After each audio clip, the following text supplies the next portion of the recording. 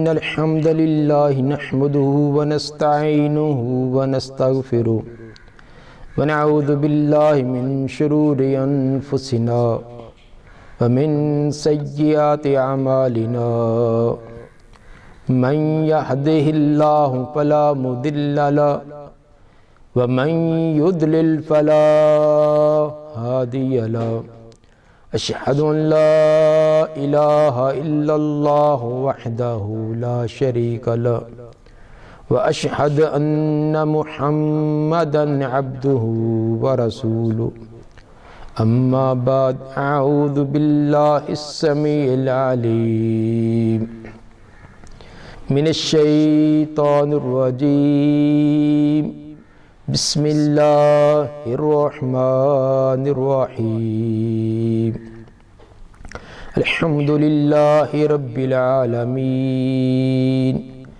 الرحمن الرحيم مالك يوم الدين إياك نعبد وإياك نستعين اهدنا الصراط المستقيم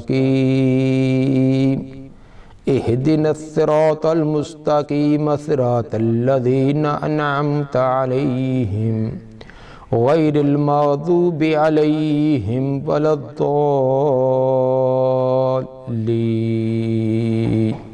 آمين۔ سورۃ الفاتحہ قرآن مجید کی سب سے پہلی سورت جس سے قرآن کا آغاز ہوتا ہے۔ تلاوت کرتے وقت بھی لکھتے وقت بھی، اس لیے اس کا نام الفاتحہ رکھا گیا۔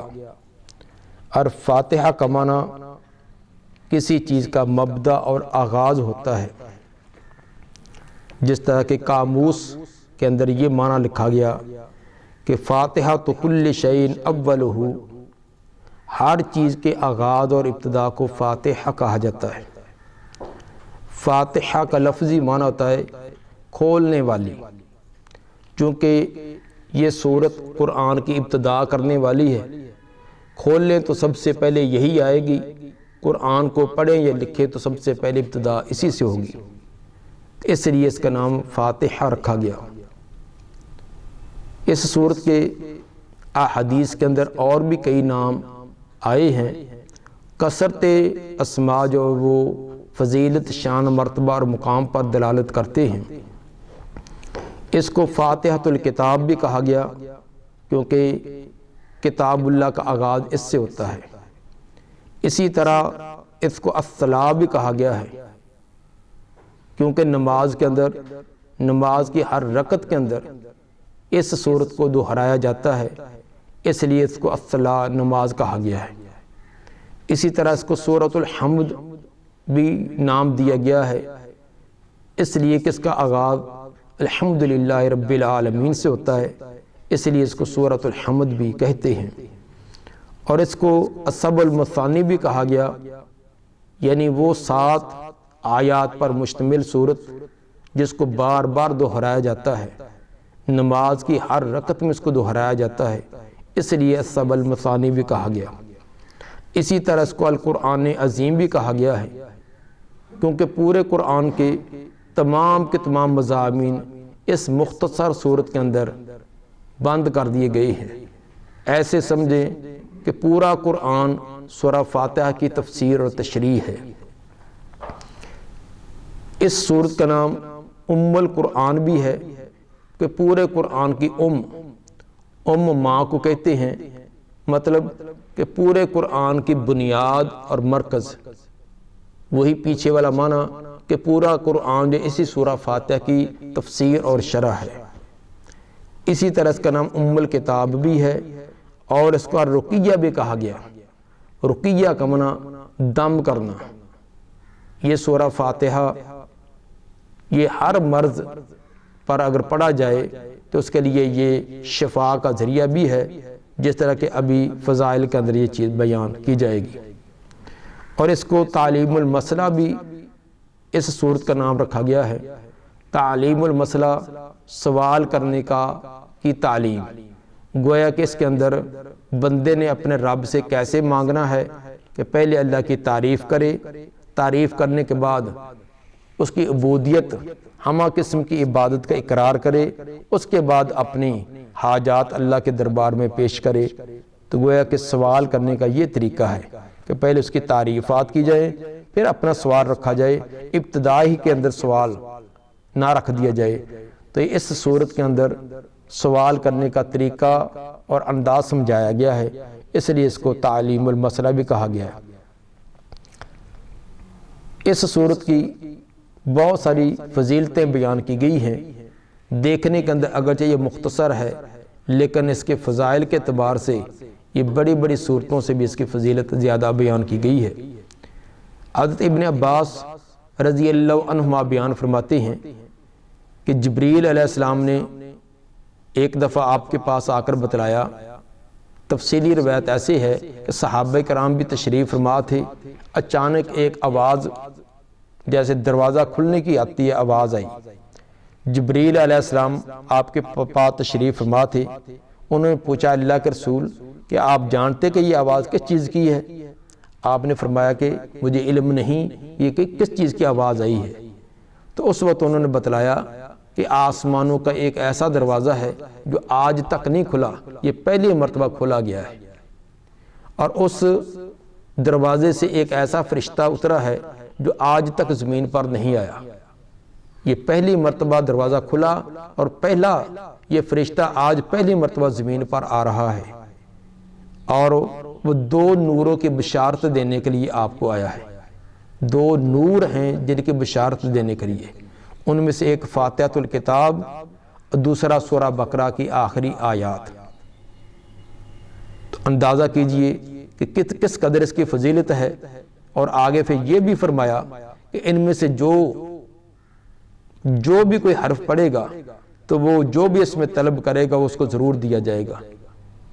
ان سورہ فاتحہ کے اندر اور سورہ بقرہ کی آخری آیات میں جو بھی سوالات ہیں، جو بھی انسان کے گزارشات ہیں، جو بھی طلب کرے گا وہ اس کو ضرور دیا جائے گا۔ یہ صحیح مسلم صلاۃ المسافرین حدیث نمبر 806 میں ہے۔ اسی طرح ایک دوسری روایت حضرت ابو سعید بن معلّہ صلی اللہ علیہ وسلم، نبی صلی اللہ علیہ وسلم نے ان کو آواز دی جبکہ وہ نماز کے اندر مشغول اور مصروف تھے، تو وہ اپنی نماز جلدی سے مکمل کرنے کے بعد آپ کی خدمت میں حاضر ہوئے۔ تو آپ نے پوچھا یہ کچھ دیر جو اور تاخیر کر دی اس کی وجہ، جب میں نے آپ کو بلایا فوراً آپ کیوں نہیں حاضر ہوئے؟ تو انہوں نے اپنا عذر بیان کیا کہ اللہ کے رسول میں نماز میں مشغول اور مصروف تھا۔ تو اس وقت آپ نے فرمایا کیا آپ نے اللہ کا یہ پیغام اور فرمان نہیں سنا کہ اللہ فرماتے ہیں الم یقل اللہ تعالی، یہ اللہ نے نہیں فرمایا یا ایھا الذین آمنوا استجیبوا للہ وللرسول اذا دعاکم لما یحییکم، کہ جب اللہ اس کا رسول تمہیں بلائے تو فوراً ان کی اجابت کیا کرو۔ تو تم نے فوراً آنا تھا، تم نے اتنی تاخیر کیوں کی؟ پھر اس کے بعد آپ نے فرمایا لَأُعَلِّمَنَّكَ أَعْظَمَ سُورَةٍ فِي الْقُرْآنِ، میں آپ کو ایک ایسی صورت سکھلاؤں گا جو پورے قرآن میں سے سب سے زیادہ عظیم، سب سے زیادہ عظمت والی ہے۔ چنانچہ جب آپ مجلس برخاست ہونے کے بعد گھر جانے لگے تو ابو سعید بن معلّہ انہوں نے عرض کی اللہ کے رسول آپ نے وعدہ فرمایا تھا کہ قرآن کی عظیم صورت سکھلانے کا، تو آپ نے فرمایا وہ ہے الحمدللہ رب العالمین وَيَسَبُ الْمَثَانِي وَالْقُرْآنِ الْعَظِيمِ الَّذِي أُوتِيتُهُ، کہ وہ الحمدللہ رب العالمین سورہ فاتحہ ہے جو سب المثانی 7 آیتوں پر مشتمل جو بار بار دہرائی جانے والی ہیں، اور قرآن عظیم ہے۔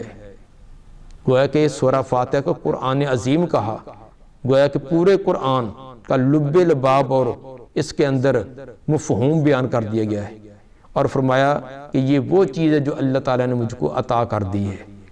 صحیح بخاری کتاب تفسیر حدیث نمبر 4703۔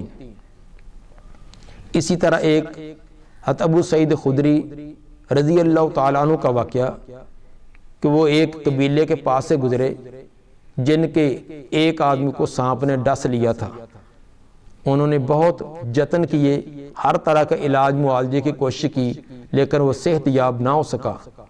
تو اس قبیلے کے لوگ پریشان حالت میں بھاگتے ہوئے اس قافلے والوں کے پاس آئے کہ ہمارا جو سردار ہے اس کی حالت جو ابھی انتہائی نازک ہو چکی ہے سانپ کے ڈس لینے کی وجہ سے، کیا تمہارے اندر کوئی ایسا آدمی ہے کوئی دم وغیرہ کرتا ہو؟ ابو سعید خدری رضی اللہ عنہ نے فرمایا کہ ہاں میں دم کروں گا۔ تو فرماتے ہیں کہ میں نے سورہ فاتحہ پڑھ کر دم کیا تو وہ آدمی فوراً صحت یاب ہو گیا، اور اس پر انہوں نے 30 بکریاں بھی ان کو اس کے عوض میں دی۔ یہ صحیح بخاری کتاب فضائل القرآن حدیث نمبر 5007۔ اسی طرح حضرت خارجہ بن ثلت فرماتے ہیں کہ میرا چچا علاقہ بن سہارا وہ ایک علاقے سے گزرا، وہاں ایک دیوانہ اور پاگل آدمی جس کو زنجیروں کے اندر باندھا ہوا تھا، اس کا ذہنی توازن درست نہ تھا، زنجیر کے ساتھ اس کو باندھا ہوا تھا۔ اس کے رشتہ داروں نے چونکہ بڑے پریشان تھے، انہوں نے ہر جتن کیا ہوا تھا، تو جب یہ وہاں سے گزرے تو انہوں نے ان کی کیفیت اور حالت دیکھ کر کہ شاید یہ آدمی اس کے پاس کوئی دم ہو، اس کی حیات اور کیفیت سے نیک اور صالح معلوم ہو رہے ہیں، اور ویسے بھی یہ مدینہ سے آئے ہیں جہاں ایک نبی آ چکے ہیں، تو کیا آپ دم کریں گے؟ وہ فرماتے کہ میں نے سورہ فاتحہ پڑھ کر اس دیوانے اور پاگل آدمی کو دم کیا، میرا سورہ فاتحہ کا دم کرتے ہی وہ بالکل ٹھیک ہو گیا، اور انہوں نے اس کے عوض کے اندر مجھے 100 بکری دی۔ تو میرے ذہن کے اندر تذبذب سا پیدا ہوا کہ قرآن پڑھ کر میں نے دم کیا، اس کے عوض میں مجھے اتنی بڑی بکریوں کا کہ انہوں نے ریوڑ دے دیا ہے، اب یہ میرے لیے جائز ہے یا نہیں؟ تو میں نے نبی صلی اللہ علیہ وآلہ وسلم سے پوچھا، تو آپ نے فرمایا لوگ باطل اور جھوٹے دم کر کے وہ افزانہ لے لیتے ہیں، تم نے جائز صحیح اور قرآن پڑھ کر یہ افزانہ لیا، یہ تو زیادہ بہتر ہوگا۔ یہ ابو داؤد کتاب الطب حدیث نمبر 3896 ہے۔ ان تمام روایات سے سورۃ الفاتحہ کا ثابت ہوا کہ جس طرح یہ روحانی طور پر انسان کے لیے بہترین علاج ہے، اس طرح جسمانی طور پر بھی اللہ نے اس کے اندر شفا رکھی ہے۔ البتہ اس کو پڑھنے کا انداز، اس کا کثرت کے ساتھ پڑھنا، یہ ہر ایک آدمی کی زبان کے اندر اتنی اثرات ایسے پیدا نہیں ہوتے۔ ایک عامی آدمی جس نے کبھی قرآن کھولا ہی نہیں، کبھی نماز کے قریب نہیں، تو وہ سورہ فاتحہ پڑھ کر دم کرے گا تو اس کا وہ اثر نہیں ہے۔ تو جس کا یہ بار بار اس کو پڑھنے کا، کثرت کے ساتھ الفاظ کو دہرانے سے، پڑھنے سے اس کے اندر ایک تاثیر پیدا ہو جاتی ہے۔ آپ دیکھتے ہیں بندوق کی گولی منہ سے ایک گولی وہ قریب جا گرتی ہے، وہی گولی کسی دوسری بندوق کے منہ سے گئے تو وہ کئی بہت دور مار تک جاتی ہے۔ گولی ایک ہی ہوتی ہے لیکن اس کا منہ مختلف ہوتا ہے۔ اسی طرح الفاظ سورہ فاتحہ کے، قرآن کے ایک ہوتے ہیں، پڑھنے والا کا منہ مختلف ہوتا ہے۔ تو بعض نے اس کو بار بار پڑھنے کی وجہ سے یہ ایسی تاثیر پیدا ہو جاتی ہے جس کی وجہ سے فوراً اللہ کی طرف سے اس کے اثرات ظاہر ہو جاتے ہیں۔ تو اس کے بعد اہل علم نے کچھ وظائف بھی، مثلا 7 مرتبہ یا 11 مرتبہ پڑھنا، خصوصاً اگر صبح سنتوں کے اور فرضوں کے درمیان کوئی 41 مرتبہ اس کو 41 دن پڑھے تو اللہ تعالیٰ اس کے زبان کا بہت اثر پیدا کر دیتے ہیں، اور جس مرض پر بھی یہ پڑھے تو اس کا فوراً نتیجہ ظاہر ہوتا ہے۔ یہ بعض اہل علم کا، بعض لوگوں کا یہ تجربہ ہے، حدیث کی بات نہیں ہے، بلکہ یہ بعض علماء کا یہ تجربات کی روشنی میں ہے۔ تو بہرحال سورہ فاتحہ یہ انتہائی جامع، اپنے مفہوم کے اعتبار سے، اپنے معانی کے اعتبار سے اور اثرات کے اعتبار سے انتہائی جامع سورہ مبارکہ ہے۔ مکیتن، یہ سورۃ الفاتحہ یہ مکی ہے۔ مکی کا مطلب ہجرت سے پہلے نازل ہونے والی صورتوں میں سے ہے۔ جو صورتیں ہجرت سے پہلے نازل ہوئی ہیں، ہجرت سے مراد ہجرت مدینہ ہے، وہ تمام کی تمام مکی صورتیں کہلاتی ہیں، خواہ مکہ کے اندر اتری ہوں یا مکہ کے گرد و نواح میں۔ اور جو ہجرت کے بعد نازل ہوئی ہیں وہ تمام کی تمام مدنی ہیں، خواہ مدینہ کے اندر نازل ہوں یا مدینہ کے گرد و نواح میں۔ تو پوری تفصیل مکی اور مدنی کی یہ مبادیات کے اندر بتلائی ہے۔ تو قرآن کی 114 صورتوں میں سے 82 صورتیں جو ہیں وہ مکی ہیں، 20 صورتیں مدنی ہیں، اور 12 صورتوں کے بارے میں اختلاف ہے، بعض نے ان کو مکی کہا اور بعض نے مدنی، یعنی 82 صورتوں کے مکی ہونے میں تمام کا اتفاق ہے، اور 20 صورتوں کے مدنی ہونے میں تمام کا اتفاق ہے، اور 12 صورتیں مختلف ہی ہیں، بعض نے ان کو مکی کہا اور بعض نے مدنی کہا۔ تو سورہ فاتحہ یہ بھی مکی صورتوں میں سے ہے۔ وَيَ سب آیات، اس کی 7 آیتیں ہیں۔ 7 آیات کس اعتبار سے ہیں؟ بعض نے تو بسم اللہ سمیت کہا، بعض نے بسم اللہ کے علاوہ کہا ہے۔ اس صورت میں الفاظ جو ہیں وہ 25 الفاظ ہیں اور 123 اس میں کلمات ہیں۔ 25 حروف، 25 الفاظ، کلمات اور 123 حروف پر یہ سورہ مبارکہ مشتمل ہے۔ سورت کا نزول کا نمبر 5 ہے۔ اس سے پہلے 4 صورتیں نازل ہو چکی تھیں، 5ویں نمبر پر یہ سورہ مبارکہ نازل ہوئی ہے۔ بسم اللہ الرحمن الرحیم، بسم اللہ سے اس کا آغاز ہوا ہے۔ لفظ بسم اللہ یا اس پوری آیت کے بارے میں، کیا یہ صورتوں کے شروع میں جو بسم اللہ الرحمن الرحیم لکھی گئی ہے یہ صورتوں کا جز ہے یا اس سے الگ ہے، اس بارے میں اختلاف ہے۔ جو مکہ اور کوفہ کے قراء ہیں ان کے نزدیک یہ بسم اللہ ہر صورت کے شروع میں جہاں لکھی گئی ہے یہ ان کی ایک آیت ہے اور ان کا ایک جز ہے، جبکہ مدینہ، شام اور بصرہ کے جو قراء ہیں ان کے نزدیک یہ صورتوں کے شروع میں آنے والی جو بسم اللہ ہے یہ ان کی آیت نہیں، ان کا حصہ نہیں ہے۔ البتہ سورہ نمل کی آیت نمبر 30 میں جو بسم اللہ آتی ہے وہ تو قرآن کا حصہ، قرآن کا جز ہے، لیکن جو صورتوں کے شروع میں یہ بسم اللہ الرحمن الرحیم لکھی گئی ہے وہ اس کو سورت کی آیت شمار نہیں کرتے۔ چونکہ ہمارے پاس جو قرآن ہیں ان کے اندر اس کو شمار کیا گیا ہے، اس لیے آپ دیکھیں گے کہ الحمدللہ رب العالمین اس کو آگے آیت نمبر 2 شمار کیا گیا ہے۔ تو یہ گویا کہ یہ مکہ اور کوفہ کے قراء کے مطابق ہمارے ہاں قرآن کی یہ موجودہ شکل و صورت ہے۔ راجح بات بھی یہی ہے کہ یہ صورتوں کے شروع میں آنے والی بسم اللہ یہ ان کا جز ہے اور ان کی ایک آیت ہے۔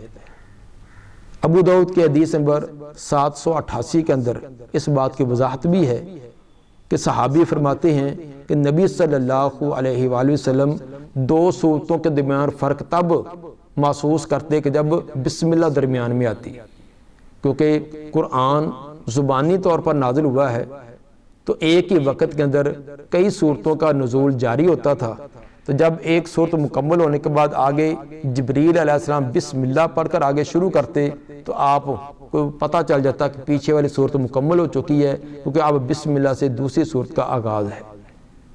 تو اس روایت سے یہ ثابت ہوا کہ صورتوں کے شروع میں جو آنے والی بسم اللہ ہے یہ واقعی ان کی ایک آیت ہے، صورتوں کا ایک حصہ ہے۔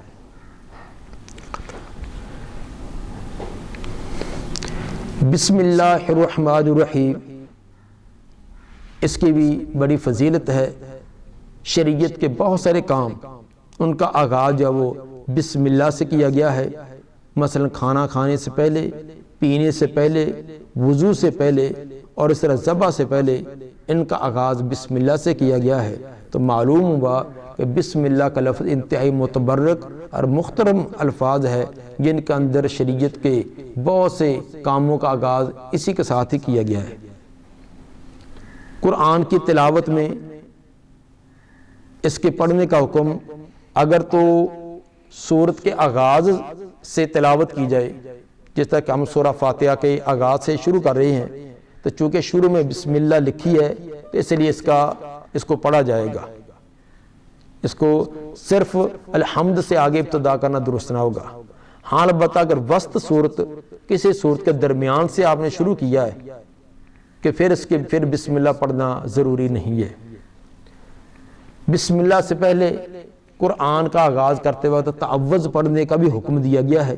سورہ نحل کی آیت نمبر 98 میں فرمایا کہ فَإِذَا قَرَأْتَ الْقُرْآنَ فَاسْتَعِذْ بِاللَّهِ مِنَ الشَّيْطَانِ الرَّجِيمِ. جب بھی آپ قرآن پڑھنے لگے تو قرآن کے آغاز کے اندر فَاسْتَعِذْ بِاللَّهِ اللہ کی پناہ شیطان مردود سے یہ طلب کر لیا کریں کہ یا اللہ ہمیں شیطان کے وسوسے ان کے خیالات سے محفوظ رکھنا. بعض اہل علم نے کہ قرآن کے آغاز میں تعوذ پڑھنا اس کو کیوں لازم کیا گیا ہے، اس کی توجیہ یہ بھی بیان کی ہے کہ چونکہ قرآن یہ رشد و ہدایت کا منبع ہے تو شیطان پوری کوشش کرتا ہے کہ انسان اسے ہدایت نامہ، اسے ہدایت والی کتاب کی طرف نہ آنے دے. پورے جتن کرے گا، پوری کوشش کرے گا، اس کے باوجود کوئی جبر کر کے اس کتاب کی طرف آئے تو پھر یہ ذہن کے اندر طرح طرح کے وسوسے، خیالات، اکتاہٹیں، ذہن کو دائیں بائیں کرنا یہ پوری کوشش کرے گا. تو چونکہ شیطان جو ہے یہ غیر مرئی دشمن ہے جو ہمیں نظر نہیں آتا. ایک دشمن وہ ہوتا ہے جو ہم آنکھوں سے دیکھ سکتے ہیں، تو اس کا تو انسان مقابلہ کرے گا. تو جو نظر ہی نہیں آتا اس کا مقابلہ کیسے کیا جائے؟ جس طرح کہ کوئی جنات وغیرہ ہوتے ہیں انسان پر حملہ کرتے ہیں، اب انسان کیسے ان کا دفاع کرے؟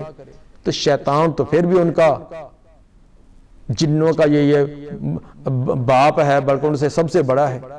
تو اس سے بچنے کا کیا طریقہ ہے؟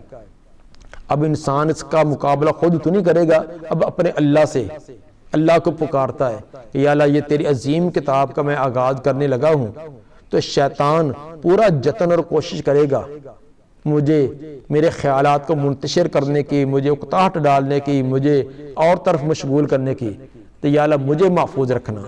یہ شیطانی خیالات سے میں تو خود نہیں بچ سکتا، میں اس کا مقابلہ نہیں کر سکتا، تو اگر بچائے گا تو میں بچ سکتا ہوں.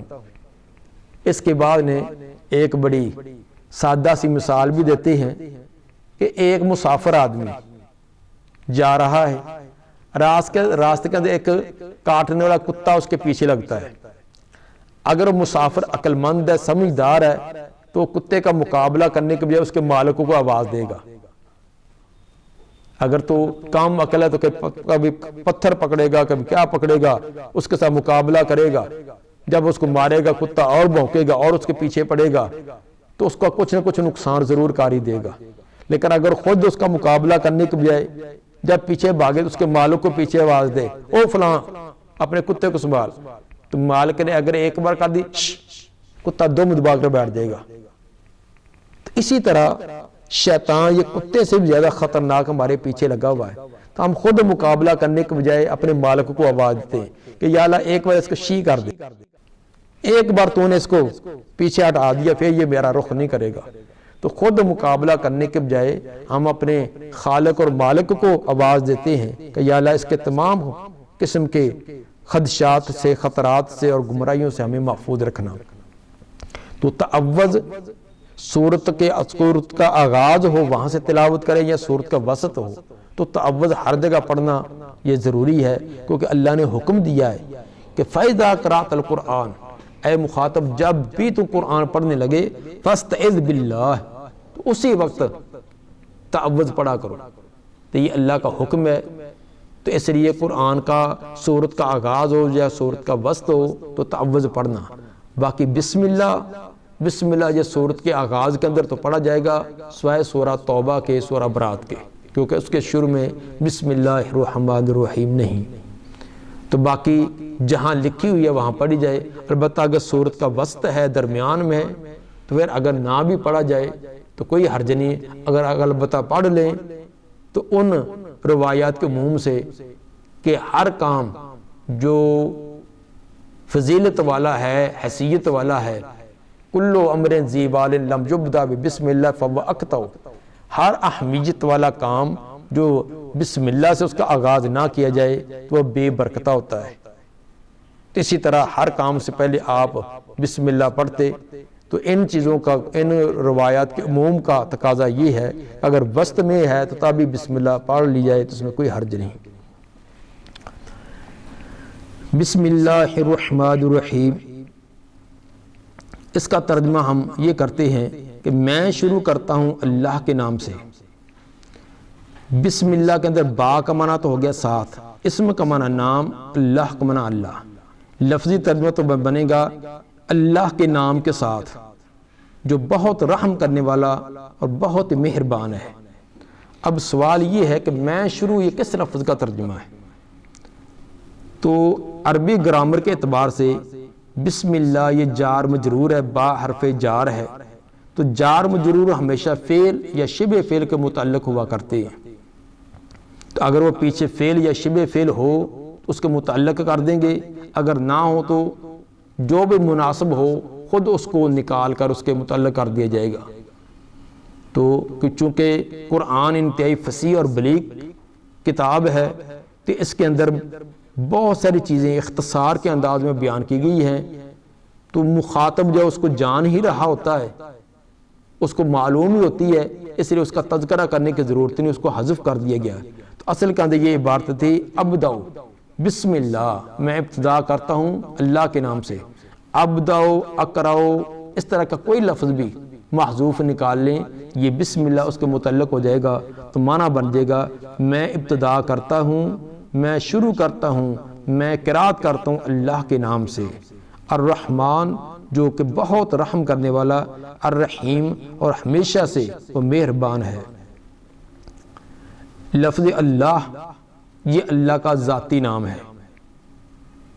باقی اللہ کے نام میں وہ صفاتی ہیں اور لفظ اللہ یہ اللہ کا ذاتی نام ہے. یہ اصل میں تھا الہن، اللہ یہ الہ سے بنا ہے. الہ کے شروع میں الف لام لگا دیا جائے تو یہ بن جاتا ہے الالہ. تو جب الالہ بن گیا تو الف لام داخل کرنے کی وجہ سے جو حمزہ تھا پہلا الہ کا اس کو اختصار کرتے ہوئے حذف کر دیا. تو دو لام اکٹھے ہو گئے، دونوں لاموں کا ادغام کر دیا تو بن گیا اللہ. تو اللہ کا معنی بن جائے گا اب خاص معبود. تو الہ کا معنی معبود تھا، عام تھا، جب الف لام کر دیا تو اب یہ خاص ہو گیا. اور یہ صرف اللہ کی ذات کے لیے ہی استعمال ہوتا ہے، کسی اور پر یہ لفظ اللہ کا اطلاق نہیں کیا جا سکتا. حتیٰ کہ بڑی مشرک سے مشرک قومیں بھی گزری، مشرک سے مشرک افراد بھی گزرے، لیکن کسی نے اپنے معبود کا، اپنے بت کا یا اپنے الہ کا نام اللہ نہیں رکھا. یہ اللہ کا نام اتنا پاکیزہ رہا کہ مشرک سے مشرک قوموں نے بھی اپنے جھوٹے معبودوں میں سے کسی کا نام اللہ نہیں رکھا. لات ہے، منات ہے، عزا ہے، اس طرح کے اللہ کے دیگر جو صفاتی نام تھے ان کے اندر تغیر کر کے وہ تو وہ رکھے، لیکن اللہ کوئی نہ رکھ سکا. اللہ نے اپنے نام کو اتنا پاکیزہ رکھا ہے. اور یہ صرف لفظ اللہ ہی کائنات میں ایک ایسا ہے کہ جس کے اندر جتنا بھی حذف کریں، جتنا بھی اختصار کریں، یہ اللہ کی ذات پر اس کی دلالت ہوگی. مثلا لفظ اللہ اس کا شروع میں حمزہ حذف کر دیں، حالانکہ کسی بھی کے نام کا کوئی ایک آدھا لفظ حذف کر دیا جائے تو وہ چینج ہو جاتا ہے، تبدیل ہو جاتا ہے. لیکن لفظ اللہ کا حمزہ حذف کر دیں تو باقی یہ کہ للہ، تو یہ بھی اللہ، الحمدللہ رب العالمین، یہ بھی اللہ کی ذات پر دلالت ہوئی. اگر لام کو بھی حذف کر دیں باقی رہ جائے گا لہو، لہو ما فی السماوات والارض، یہ بھی اللہ کی ذات پر دلالت. اگر دوسرا لام بھی حذف کر دیں باقی بن جائے گا ہوا کو الگ ہوا کی شکل میں لکھیں گے واللہ الذی خلق السماوات والارض. تو یہ لفظ اللہ ایک ایسا لفظ ہے جو صرف اللہ کی ذات کے لیے، ہمیشہ سے اللہ کی ذات کے لیے استعمال ہوا. اس کے اندر کتنا بھی حذف کر دیا جائے یہ اللہ کی ذات پر ہی دلالت رہے گی. بسم اللہ الرحمن الرحیم. الرحمن اور الرحیم یہ لفظ اللہ کی یہ صفتیں ہیں. الرحمن یہ فعلان کا وزن ہے، جس کے اندر زیادتی کا معنی، جس کا معنی بنے گا بہت زیادہ رحم کرنے والا۔ الرحیم یہ فعیل کا وزن ہے جس کے اندر بھی زیادتی کا معنی ہے لیکن اس کے اندر دوام والا معنی ہوگا۔ اصول یہ ہے کہ فعلان کے وزن میں کثرت اور فعیل کے وزن کے اندر دوام پایا جاتا ہے، تو معنی یہ بنے گا بسم اللہ الرحمن الرحیم، میں آغاز کرتا ہوں، میں شروع کرتا ہوں اللہ کے نام سے جو اللہ بہت رحم کرنے والا اور ہمیشہ مہربانیاں کرنے والا ہے۔ تو یہ الرحمن اور رحیم کا فرق ہو جائے گا۔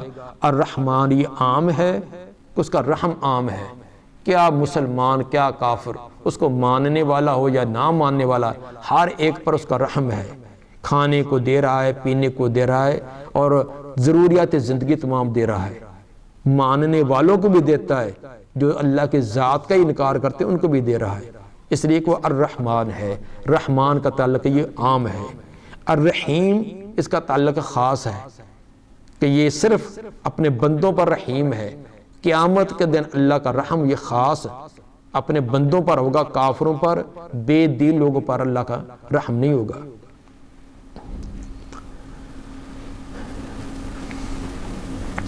الحمدللہ رب العالمین، تمام تعریفیں خاص ہیں اللہ کے لیے، اور رب العالمین جو تمام جہانوں کا رب ہے۔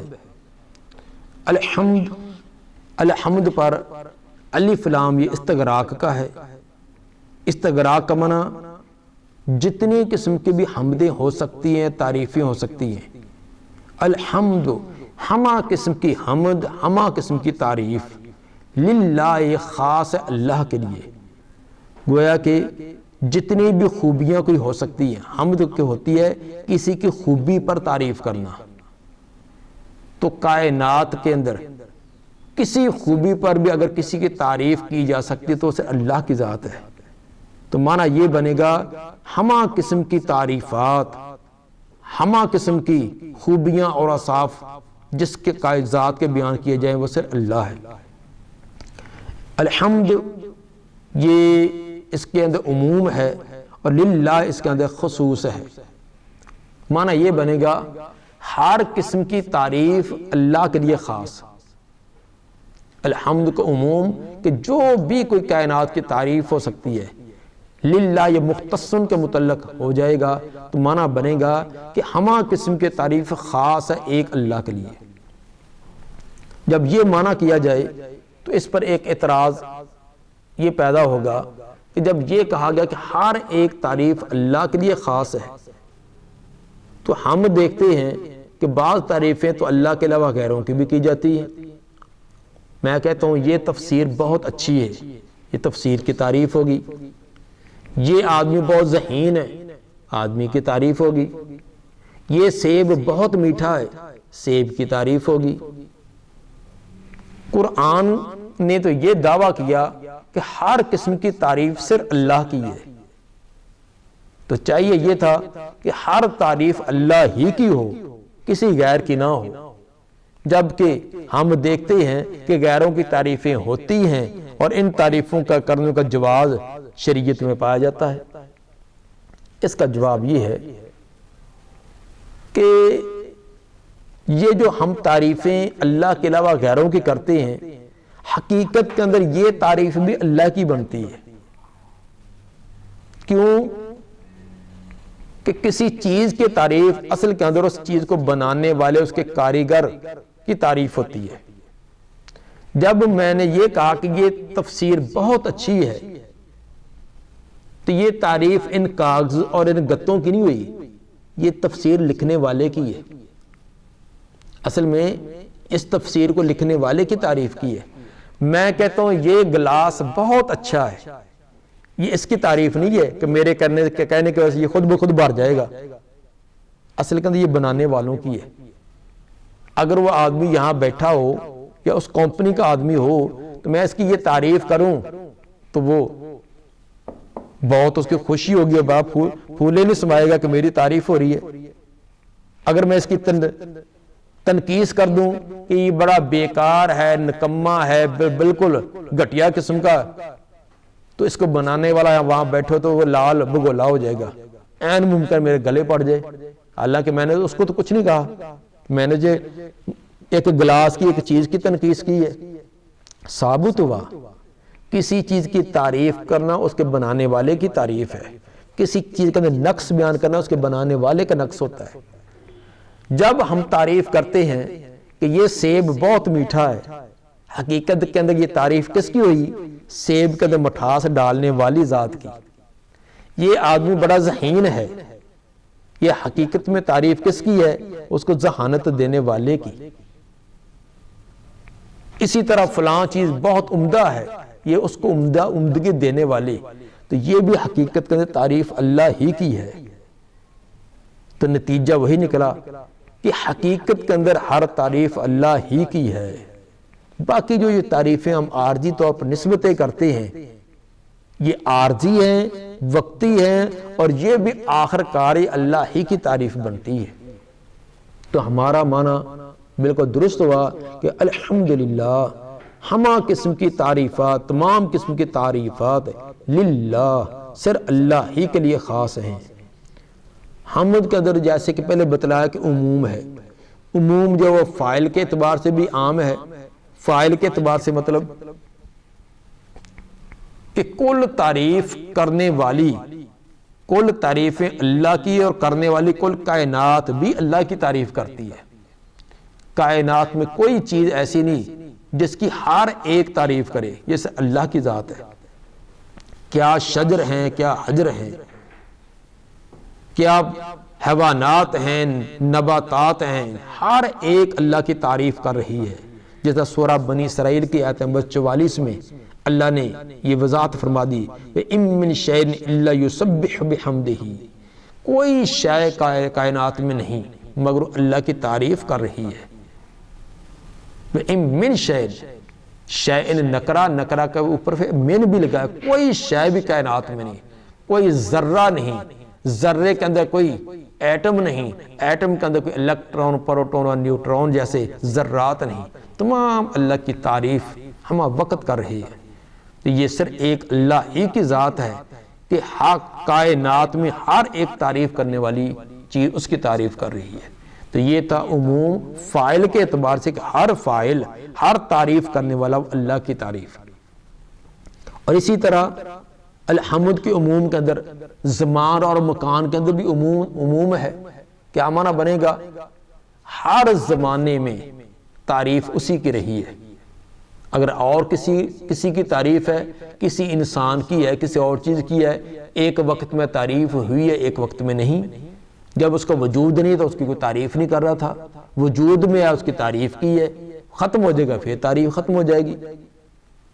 یہ گلاس اب میرے پاس پڑا ہے، اس کی تعریف جب نہیں تھا اس کی کسی نے تعریف نہیں کی، ٹوٹ جائے گا، کچرے میں پھینک دیا جائے گا، تعریف ختم ہو جائے گی۔ لیکن صرف اللہ کی ذات وہ ہے کہ ہمیشہ سے اس کی تعریف، ہر زمان میں، ہر مکان میں، ہر زمانہ میں۔ انسان نہیں تھے، انسانوں سے پہلے جو اللہ کی مخلوق جنات تھے، ان سے پہلے جو فرشتے تھے، جو بھی کسی چیز کا بھی آغاز سے جو آغاز دیکھیں، اللہ کی تعریف اس وقت سے اور جب تک یہ دنیا کا نظام ہے اللہ کی تعریفیں رہیں گی۔ نظام ختم ہو جائے گا پھر بھی اللہ کی تعریفیں رہیں گی۔ اور اسی طرح ہر مکان، ہر جگہ کائنات میں کوئی ایسی چیز نہیں کہ جس کی ہر جگہ ہی تعریف ہو رہی ہو، نہ کسی بادشاہ کی، نہ کسی بڑے سے بڑے جاگیردار کی، نہ کوئی قیمتی سے قیمتی چیز کی۔ ایک علاقے والے اس کی تعریف کرتے ہیں، دوسرے یا تو اس کے بارے میں بالکل خاموش ہیں یا اس کی وہ تردید کر رہے ہوں گے۔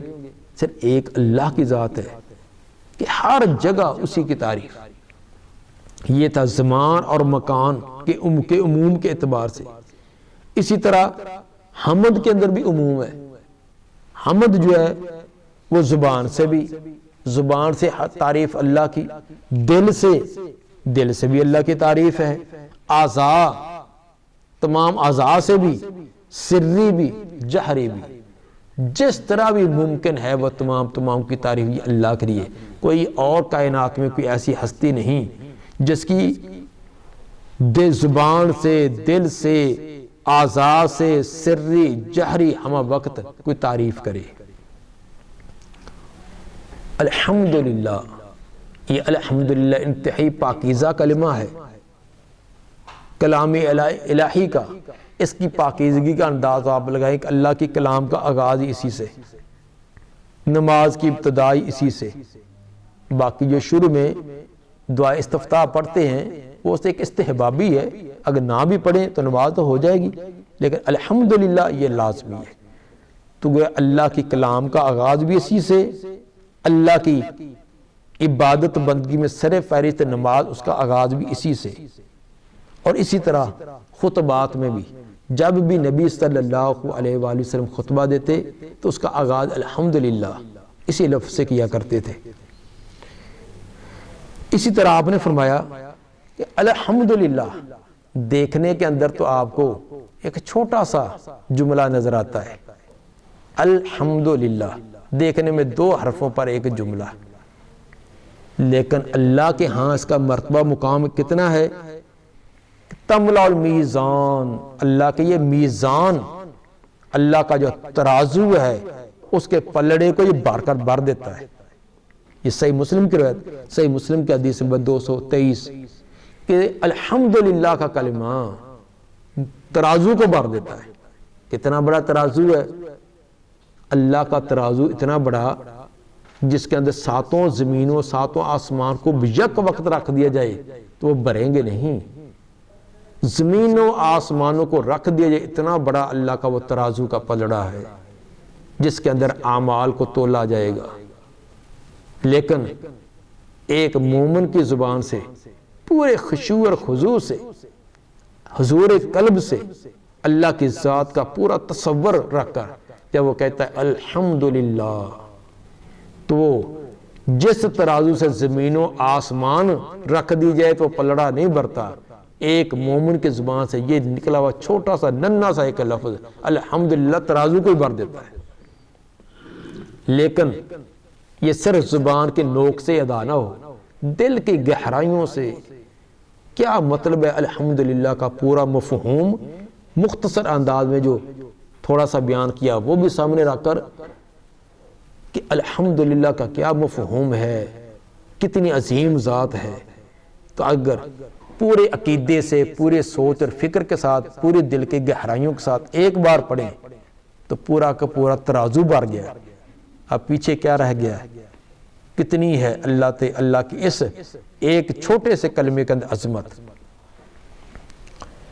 الحمدللہ تمام قسم کی تعریفات، ہمہ قسم کی تعریفات للہ خاص ہیں اللہ ہی کے لیے، اور رب العالمین جو تمام جہانوں کا رب ہے۔ رب کا معنی مالک، مصلح، سید، یہ تمام کے تمام مالک، تمام تعریف اللہ کے لیے جو تمام جہانوں کا مالک ہے، یا تمام جہانوں کی اصلاح کرنے والا ہے، یا تمام جہانوں کا سردار ہے، سید بادشاہ سردار ہے۔ رب کا لفظ یہ صفت مشبہ بھی ہو سکتا ہے جس کے اندر دوام کا معنی آتا ہے ہمیشہ سے پالنے والا۔ رب کہتے ہیں ابتدا سے لے کر انتہا تک تمام ضروریات زندگی دے کر تکمیل تک پہنچانے والا، ابتدا سے لے کر انتہا تک تمام ضروریات زندگی دینے والا وہ ہوتا رب۔ یہ صرف اللہ کی صفت ہے۔ اور لفظ رب یہ مصدر بھی ہو سکتا ہے، اور مصدر یہ مبالغے کے لیے، جس طرح کہا جاتا ہے نا زید عدل، تو یہ عدل جو ہے یہ عادل کے معنی میں ہے۔ اسی طرح یہ رب کا لفظ مصدر جو ہے یہ دوام کے لیے، تو معنی یہ بنے گا جو ہمیشہ سے جہانوں کو پالنے والا، ابتدا سے لے کر جب کچھ بھی نہیں تھا اس وقت سے لے کر، کیونکہ اللہ کی صفتیں ہمیشہ سے ہیں، تو ابتدا سے لے کر انتہا تک جب کچھ بھی نہ تو اس وقت بھی تھا، وہ اس وقت بھی وہ رب تھا۔ لیکن اس کی اس صفت کا ظہور کب ہوا ہے؟ جب کائنات وجود میں آئی ہے، لیکن وہ رب پہلے بھی تھا۔ اس طرح اللہ کی تمام صفات قدیم ہیں۔ لیکن ان صفتوں کا اظہار اب اس وقت ہوا ہے جب مخلوق وجود میں آئی ہے۔ الحمدللہ رب العالمین، تمام تعریفیں اللہ کے لیے جو تمام جہانوں کو پالنے والا ہے۔ عالمین یہ عالم کی جمع ہے۔ عالم لام کے زبر کے ساتھ پڑھا جائے جس کا معنی جہان ہوتا ہے۔ اگر لام کے نیچے کسرہ زیر ہو عالم، اس کا معنی ہوتا ہے جاننے والا، تو یہ عالم لفظ ہے اور یہ جمع ہے تو معنی ہے کہ تمام جہانوں کو۔ اب یہاں اعتراض ہوتا ہے تمام جہانوں سے کیا مراد ہے؟ جہان تو یہ ایک ہی ہے؟ نہیں، ایک نہیں، جہان مختلف ہے۔ کیسے؟ انسانوں کا اپنا جہان ہے، حیوانات اپنے جہان کے اندر آباد ہیں، جنات ان کا ایک اپنا جہان ہے، پھر انسانوں کے بھی ہمارا الگ ہے، دوسرے ملکوں والا مغربی یورپی لوگ ان کا اپنا ہے، ہر ایک اپنے اپنے ایک جہان میں آباد ہیں۔ تو اللہ کی مخلوق نباتات کا ایک اپنا جہان ہے، حیوانات کا اپنا ہے، حیوانات کی پھر بے شمار اقسام ہیں، اقسام میں پھر آگے اقسام میں، ہر ایک اپنے اپنے جہان میں آباد ہیں۔ یا اس اعتبار سے بھی جمع کہہ سکتے ہیں کہ تین جہانوں میں سے مرور تو ہر ایک کا ہی ہوتا ہے۔ ایک عالم برزخ تھا، وہ بھی عالم تھا۔ دوسرا فی عالم دنیا، بلکہ اس کے درمیان ایک عالم رحم بھی بعد نے کہا کہ ماں کے رحم کا عالم، پھر عالم دنیا جس جہان کے اندر ہم آباد ہیں، عالم برزخ قبر والا، عالم حشر آخرت کا، یہ کتنے جہان یہ؟ تو ایک جہان سے تین چار جہانوں سے تو ہر انسان کو گزرنا پڑتا ہے۔ تو مطلب یہ کہ جتنے بھی عالم ہیں، جتنے بھی جہان ہیں، ان تمام کا رب، ضروریات زندگی دینے والا، تمام کی حاجات کو پوری کرنے والا وہ صرف ایک اللہ ہے۔ الرحمن الرحیم، جو بہت رحم کرنے والا، رحیم مہربان ہے۔ یہ رب العالمین یہ لفظ اللہ کی پہلی صفت تھی، اور الرحمن الرحیم یہ بھی لفظ اللہ کی صفتیں ہیں۔ تکرار سے پیچھے بسم اللہ کے اندر بھی الرحمن الرحیم آ چکا تھا، تو دوبارہ پھر تکرار کے ساتھ اس کا ذکر کیا گیا کہ ہمیشہ سے رحم کرنے والا اور بہت زیادہ مہربانیاں کرنے والا وہ اللہ ہی ہے۔ کوئی دوسروں پر رحم کرتا ہے وقتی طور، عارضی طور پر، اور اس کے پیچھے مقاصد ہوتے ہیں، لیکن اللہ کا رحم دائمی ہے، ہمیشہ ہے، ہر ایک پر ہے، اور بے لوث، بغیر کسی لالچ اور طمع کے ہے۔ حتیٰ کہ ماں بھی بچے اپنے بیٹے پر رحم کرتی تو اس کا کے پیچھے مقصد ہوتا ہے، استاد بھی کوئی رحم کرتا اس کا کے پیچھے مقصد ہوتا ہے، لیکن اللہ جو رحم کرتا اپنے مخلوق پر، اللہ کسی کا محتاج نہیں، کوئی اللہ کی حاجت اور کسی کے ساتھ اٹکی ہوئی نہیں، وہ بغیر کسی لالچ کے، بغیر کسی طمع کے وہ رحم کر رہا ہے۔ مالک یوم الدین، وہ مالک ہے جزا کے دن کا۔ مالک، اس کے اندر دو قراتیں ہیں، ایک مالک جس کا معنی ہوتا ہے مالک، دوسرا کہ ملک جس کا معنی ہوتا ہے بادشاہ۔ دونوں قراتیں عام ہیں، تواتر سے ثابت ہیں، دونوں اعتبار سے معنی درست ہے۔ مالک یوم الدین، وہ مالک ہے، ملکیت رکھنے والا ہے۔ یوم الدین، دین کا معنی ہوتا ہے بدلہ، بدلے کے دن کا، مراد قیامت کا دن۔ قیامت کے دن کا مالک وہی ہے، قیامت کے دن کا بادشاہ وہی ہے۔ تو کیا آج بادشاہ وہ نہیں ہے؟ اگر آج بھی بادشاہ وہ ہے، اس کا کیا معنی کہ قیامت کے دن کا وہ مالک ہے، قیامت کے دن کا بادشاہ ہے؟ آج بھی مالک اور بادشاہ وہی ہے۔ اصل میں جواب یہ دیا گیا ہے کہ دنیا کے اندر بعض نے یہ عارضی طور پر دعوے کرنے والوں کو بھی مالک سمجھا ہوا ہے۔ کوئی کہتا ہے یہ زمین میری، یہ مکان میرا، یہ فلاں چیز میری، مالک بنے بیٹھے ہیں۔ یہ عارضی ہے، حقیقی مالک وہی ہے۔ ایک وقت تھا یہ زمینیں پڑی تھی، ان کے مالک کوئی اور تھے، اب وہ چلے گئے، اب ان کی قبروں کے نشان بھی نہیں۔ اب جو دعویٰ کیے بیٹھے ہیں، ایک دن یہ بھی ختم ہو جائیں گے، باقی رہے گا ایک اللہ۔ قیامت کے دن میدان محشر لگا ہوگا، نہ کہ بادشاہ نہ کہ وزیر، وہاں کس کی مجال ہوگی وہ کوئی دعویٰ کرے؟ تمام کی حکومتیں ختم ہیں، تمام کی بادشاہتیں ختم ہیں، اس دن بادشاہ وہی ہوگا۔ تو مطلب یہ ہوا کہ دنیا کے اندر عارضی طور پر دعوے کرنے والے، غلط قسم کے دعوے کرنے والے تو ہو سکتے ہیں، لیکن حقیقی مالک اور بادشاہ وہ اللہ ہی ہے، اور اس دن کوئی ایک دعویٰ بھی نہ کر سکے گا۔ مالک یوم الدین، وہ قیامت کے دن کا مالک، یہ اللہ تعالیٰ کی یہ بھی صفت کہ تمام تعریفیں اس رب کی کرو جو تمام جہانوں کو پالنے والا، بہت رحم کرنے والا، بڑا ہی مہربان، اور قیامت کے دن کا بھی مالک ہے۔ اگر اس کی تعریفیں نہ کی، اس کی نعمتوں کو استعمال کرتے رہے لیکن اس کی تعریف نہ کی نعمتوں کی، تو یاد رکھو ایک دن آنا ہے جب اس کے سامنے تم پیش ہوگے تو تمہاری ان تمام اکڑ بازیاں اور تمہارے تکبر اور گمانڈ تمام نکل جائیں گے۔ ایاک نعبد و ایاک نستعین، خاص تیری ہی ہم عبادت کرتے ہیں، و ایاک نستعین، اور تجھ سے ہی ہمہ قسم کی مدد طلب کرتے ہیں۔ ایاک نعبد، یہ ایاک مفعول ہے، اس کو مقدم کیا گیا ہے۔ اصل کے اندر عبارت جو عربی اصولوں اور قانونوں کے مطابق وہ یہ ہوتی ہے کہ سب سے پہلے فعل آتا ہے، اس کے بعد فاعل ہوتا ہے، اس کے بعد مفعول آتا ہے۔ یہ ہے عربی کلام کا انداز، جملہ فعلیہ کا انداز۔ تو یہاں چاہیے تو یہ تھا کہ عبارت ایسے ہوتی نعبدو کا و نستعینو کا، کیونکہ ایجا کا یہ مفعول ہے اور مفعول کو آخر میں فعل کے بعد، فعل اور فاعل کے بعد آنا چاہیے تھا، لیکن اس کو مقدم کر دیا گیا ہے ایک خاص معنی لینے کے لیے۔ اصول یہ ہے التقدیم ما حق تاخیر یفید الحصر، یہ ایک عربی گرامر کا اصول ہے۔ التقدیم ما حق تاخیر، جس کا بعد میں حق بنتا تھا اس کو مقدم کر دینا، آگے لے آنا، یفید الحصر، یہ حصر پیدا کر دیتا ہے۔ اس کے معنی کے اندر بڑی قوت و طاقت پیدا ہو جاتی ہے۔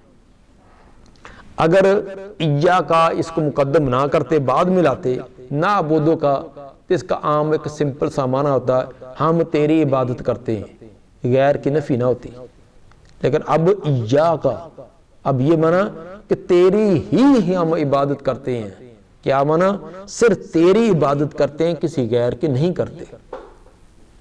تو یہ زوردار ہم جو معنی پیدا ہوا کہ ایا کا، صرف تیری ہی، نعبد، ہم عبادت کرتے ہیں، یہ تیری ہی والا معنی ایا کا کو مقدم کرنے کی وجہ سے۔ اور اسی طرح ہوا ایاک نستعین کے اندر بھی یہی،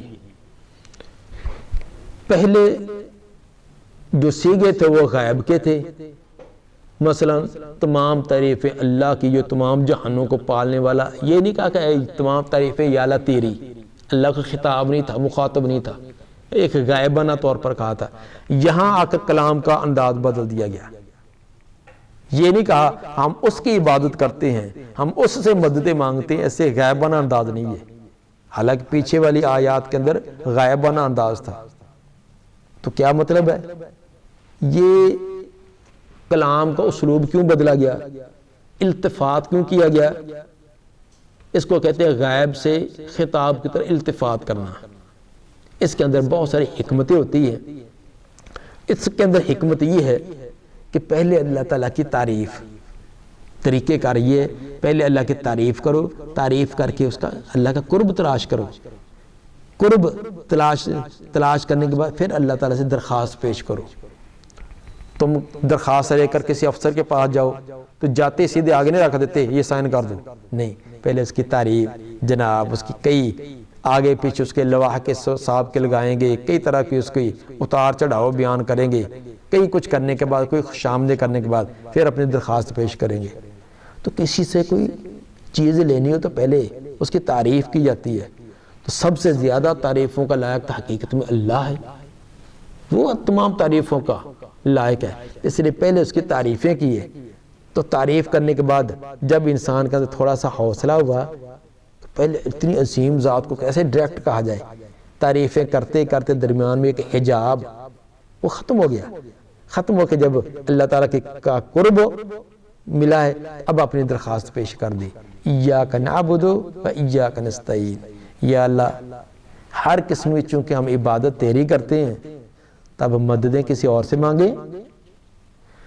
رب تو، رحمان رحیم تو، قیامت کے دن کا مالک تو، عبادت ساری تیری، تو مدد ہم کسی سے کیوں مانگے؟ مددیں بھی ہم تجھ سے مانگیں گے، کیونکہ مدد یہ بھی عبادت ہے، مدد مانگنا یہ بھی عبادت ہے۔ تو جب یہ کہہ دیا کہ ہمہ قسم کی عبادت تیرے لیے، تو بعض لوگ عبادت تو اللہ کی کر لیتے ہیں لیکن مددیں غیروں کے پاس بھی جا کر شروع کر دیتے ہیں، اس وہم کو بھی دور کر دیا، ہم ہمہ قسم کی عبادت بھی تیری کرتے ہیں اور ہر قسم کی مدد بھی تجھی سے طلب کرتے ہیں۔ حسر عبادت و استعانت دونوں کے اندر کیا ہے۔ عربی کا انداز تو یہ بھی ہو سکتا تھا کہ ایسے کہا جاتا ہے ایاک نعبد و نستعین، یعنی ایاک کا لفظ تکرار سے نہ آتا، تو حتی الامکان تکرار سے بچنا چاہیے، یہ فصاحت اور بلاغت کے اصول ہیں۔ تو یہاں فصاحت اور بلاغت تو ایسے لگتی ہے کہ ایسے کہہ دیا جاتا ہے ایاک نعبد و نستعین، آگے والا ایاک نہ لایا جاتا، اس کو دوبارہ کیوں لایا گیا ہے؟ اس کو اسی لیے لایا گیا ہے جو پہلے میں نے جواب دیا، بعض لوگ عبادت توحید ربوبیت کے تو قائل ہوتے ہیں لیکن توحید الوہیت کے اندر شرک کرتے ہیں، تو یہاں لفظ ایاک تکرار لایا گیا کہ چونکہ عبادت بھی خاص تیری ہی، تو مدد بھی خاص تجھ سے ہی، تیرے علاوہ کسی اور سے ہم مدد نہیں مانگتے۔ اور نعبدو کو نستعین پر مقدم کرنے کے اندر بھی یہ حکمت ہے کہ انسان اپنی عبادت کو وسیلہ اور ذریعہ بنائے مدد کا۔ ایسے بھی تو آ سکتی نا عبارت ایاک نستعین و ایاک نعبد، لیکن ایسے نہیں۔ ایک تو فواصل آیات والی حکمت وہ تو ہے ہی، لیکن ایک بڑا اس کے اندر حکمت یہ بھی ہے کہ پہلے مانگنے سے پہلے اپنی عبادت کو وسیلہ بناؤ، پہلے اللہ کی عبادت کرو، اپنی اس عبادت کو ذریعہ بناؤ اپنی دعا کی قبولیت کے لیے، اور یہ وسیلہ جائز ہے۔ اپنے نیک اور صالح اعمال کا وسیلہ ڈالنا یہ جائز ہے۔ قرآن نے بیان کیا سورہ آل عمران کی آیت نمبر 193 میں، ربنا اننا سمعنا منادیا ینادی للایمان ان آمنوا بربکم فآمنا، یا اللہ ایک منادی کرنے والا، اعلان کرنے والا، تیرا پیغمبر اعلان کر رہا تھا اپنے رب کو مان لو، رب پر ایمان لے آؤ، یا اللہ ہم ایمان لے آئے، اب کیا کر، ربنا اغفر لنا ذنوبنا، یا اللہ چونکہ ہم ایمان لے آئے ہیں اس لیے ہمارے گناہ معاف کر دے، وکفر عنا سیئاتنا، اور ہمارے جو سیئات گناہ ان کو ختم کر دے، مٹا دے۔ گویا کہ ایمان لانے کو ذریعہ اور سبب بنایا گناہوں کی معافی کا۔ اسی طرح صحیح بخاری کے اندر اصحاب غار کا واقعہ ہے، صحیح بخاری کا حدیث نمبر 3465، ایک غار کے اندر 3 آدمی جو پھنس گئے تھے، تو جب نکلنے کا کوئی راستہ نہ تھا تو انہوں نے کہا کہ اپنے اپنے جو نیک اعمال کیے ہیں آج ان کو یاد کر کے اللہ کا واسطہ دو، تو ہر ایک نے اپنے اپنے جو خالص اللہ کی ذات کے لیے عمل کیے تھے وہ واسطہ دیا کہ یا اللہ یہ تیرے لیے ہم نے وہ عمل کیے تھے، تو اللہ نے ان کی وہ پریشانی کو ان کو ہٹا دیا تھا۔ تو اپنے نیک اور صالح اعمال کو واسطہ اور وسیلہ بنایا جا سکتا ہے، لیکن کسی کی ہستی کو، کسی کی ذات کو یہ وسیلہ فلاں کے طفیل، فلاں کے صدقے، یہ کتاب و سنت سے ثابت نہیں۔ ایاک نعبد و ایاک نستعین، خاص تیری ہی ہم عبادت کرتے ہیں، و ایاک نستعین، اور ہم خاص تجھ سے ہی مدد مانگتے ہیں۔ مدد صرف اللہ سے، لیکن کون سی مدد؟ ما تحت الاسباب جو ہوتی نا وہ تو انسان بھی مدد کر سکتے ہیں، ما تحت الاسباب۔ میں کہتا ہوں یار یہ کتاب مجھے پکڑاؤ، آپ پکڑانے پر قادر ہے، تو یہ استعانت اور مدد یہ منع نہیں ہے، یہ شرک نہیں ہے۔ اس طرح میں کہتا ہوں یار 2000 روپیہ مجھے عاریتاً دو، یا آپ نے میرا تعاون کر دیا، یہ مدد جائز ہے۔ ما تحت الاسباب، اس کا تو اللہ نے خود حکم دیا سورہ مائدہ کی آیت نمبر 2 وَتَعَاوَنُوا عَلَى الْبِرِّ وَالتَّقْوَى، نیکی تقوی کے کام میں تعاون کیا کرو، ایک دوسرے کی مدد کیا کرو.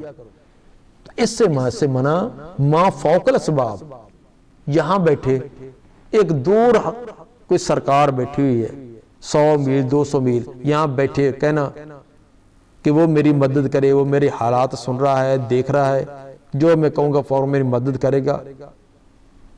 تو یہ جو ہے ما تحت الاسباب کے جو علاوہ ہے، یہ مدد غیر سے مانگنا یہ درست نہیں ہے. پھر خصوصاً ان سے مانگنا جو سنتے ہی نہیں ہیں، جو دنیا سے جا چکے ہیں. پھر ان کاموں کی مانگنا اگر وہ زندہ ہوتے سنتے ہوتے تو تبھی بھی نہ دے سکتے.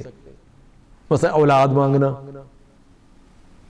اگر جن فوت شدگان سے اولاد مانگی جاتی ہے اگر وہ زندہ ہوتے اور ہماری پکار کو سنتے ہوتے پھر بھی دے سکتے تھے. کسی سے حکومت مانگنا، اگر زندہ ہوتے ہماری پکار سنتے پھر حکومت دے سکتے تھے. تو جب وہ فوت ہو گئے، دنیا سے تعلق ختم ہو گیا، اب ان سے مانگنا یہ کیسے جائز ہوگا؟ تو اس لیے ایاک نعبد، تیری ہی ہمہ قسم کی عبادت، و ایاک نستعین، اس استعانت سے مراد کون سی ہے؟ وہی جو اسباب ما وراء الاسباب، اسباب کے تحت نہ بلکہ اس سے اوپر والی جو ہوتی ہے.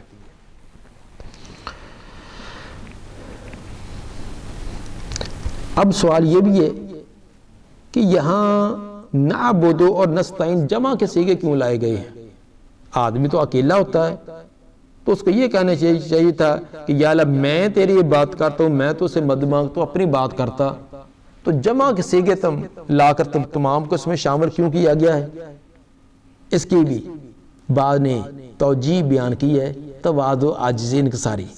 کیونکہ اگر واحد کا صیغہ آتا نا اس کے اندر تکبر آنے کا تھا کہ میں تیری بات کرتا ہوں، میں بڑا احسان کر رہا ہوں، بات کرتے نہیں، یعنی میں کیا کر سکتا ہوں، یہ تمام باقی میرے ساتھی ان کے ساتھ مل کر میری بھی ٹوٹی پھوٹی، ورنہ میری عبادت کیا ہے، کیا میری نماز، کیا میرا روزہ، گو سب سے مقدم ہے حق تیرا ادا کرنا، مگر بندے سے کس طرح ہوگا حق ادا تیرا، میں کیسے تیرا حق ادا کر سکتا ہوں؟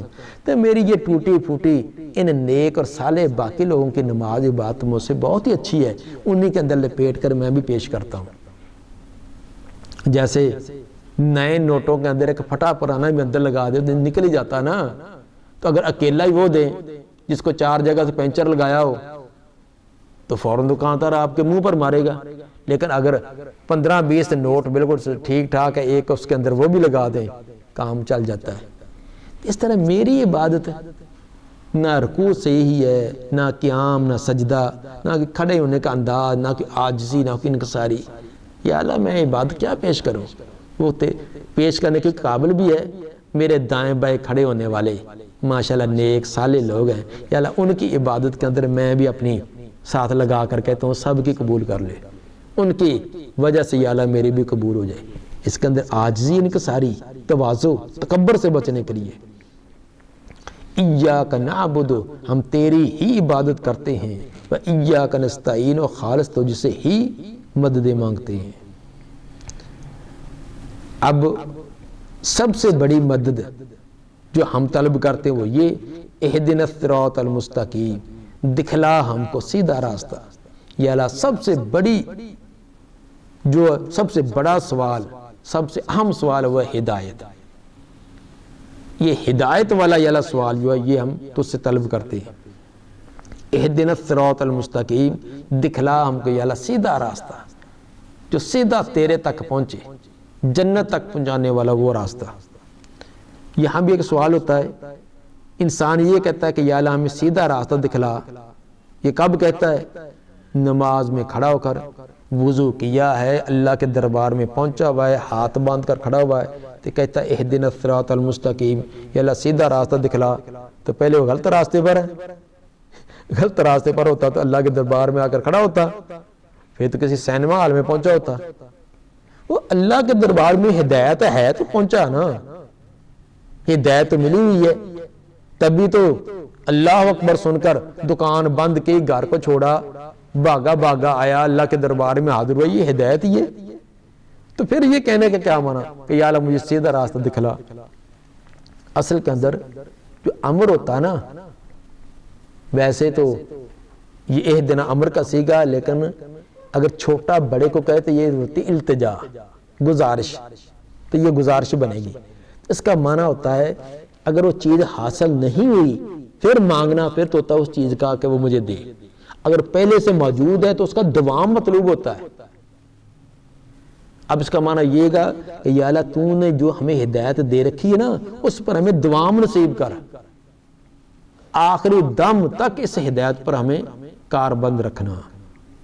تو اہدنا اب ثبتنا کے معنی میں باندھے گا، یا اللہ ہمیں ثابت قدم رکھنا ہدایت پر، یا یہ بھی زدنا کے معنی میں، یا اللہ جو تو نے ہمیں ہدایت دے رکھی اس کو اور زیادہ کر، ہمیں اس ہدایت کے اندر اور زیادہ کر دینا اور بڑھانا۔ تو جو پہلے چیز آپ کے پاس ہے اس کو مزید مانگنا، مزید طلب کرنا، اس کے اندر اضافہ مطلوب اور مقصود ہوتا ہے۔ اور اسی طرح یہ بھی اس کا معنی ہو سکتا ہے کہ جو تو نے ہمیں ہدایت دے رکھی ہے وہ ہمیشہ ہمیشہ ہر کام کی ہمیں ہدایت، ٹھیک ہے اب تو ہم نماز کے لیے آئے ہیں، وہ تو نے ہمیں ہدایت دے دی، آگے رمضان آ رہا ہے، یا اللہ اس کی ہدایت بھی تو دینا، عمرہ کرنے کا ارادہ، یا اللہ تو وہ بھی تو ہی دینا، زکوٰۃ خون پسینے کی کمائی جیب سے نکالنا تو بڑا مشکل ہوتا ہے، یا اللہ یہ بھی تو توفیق دینا۔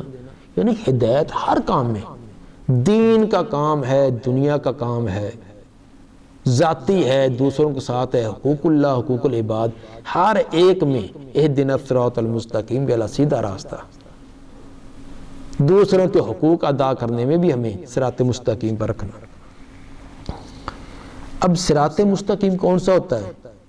ہر ایک نے اپنے اپنے انداز میں صراط مستقیم بنا رکھے ہیں، کسی کو بھی کہتا ہے بالکل حق پر میں ہوں، تو اپنے آپ کو ہر ایک ہی درست کہتا ہے۔ تو اب حقیقت کے اندر صراط مستقیم کون سا ہے؟ وہ آگے بدل گویا کہ الصراط المستقیم یہ بن جائے گا مبدل من ہو، اور صراط الذین یہ بدل بن جائے گا۔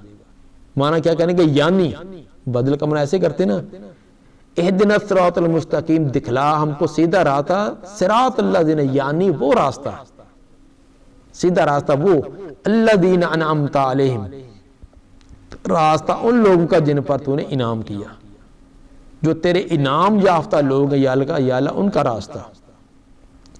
صراط مستقیم سے مراد اسلام ہے، جس کا ماخذ کتاب و سنت ہے، کیونکہ کتاب و سنت والا جو راستہ یہ ہے صراط مستقیم۔ جیسے نبی صلی اللہ علیہ وسلم نے فرمایا کہ وہ آپ نے تمثیل بیان کر کے فرمائی کہ ایک راستہ ہے، سیدھا راستہ جا رہا ہے، اس کے وہ آخری سرے پر ایک منادیاں دینے والا، آوازیں دینے والا آوازیں دیتا ہے، سیدھے چلتے ہو سیدھے چلتے ہو، تو جو تو اس کی آواز پر سنتے سیدھا چلتا جائے گا وہ تو کامیاب ہے۔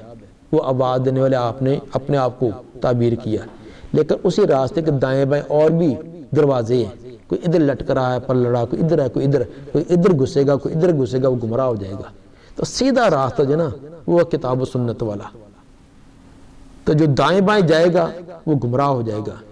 تو ثابت ہوا کتاب و سنت سے ہٹ کر کسی شخص کے بنائے ہوئے راستے، کسی گروہ کی بنائی ہوا کوئی نظریہ، اس پر پیروی کرنے والا وہ حق پر نہیں ہو سکتا، وہ صراط مستقیم نہیں ہو سکتا۔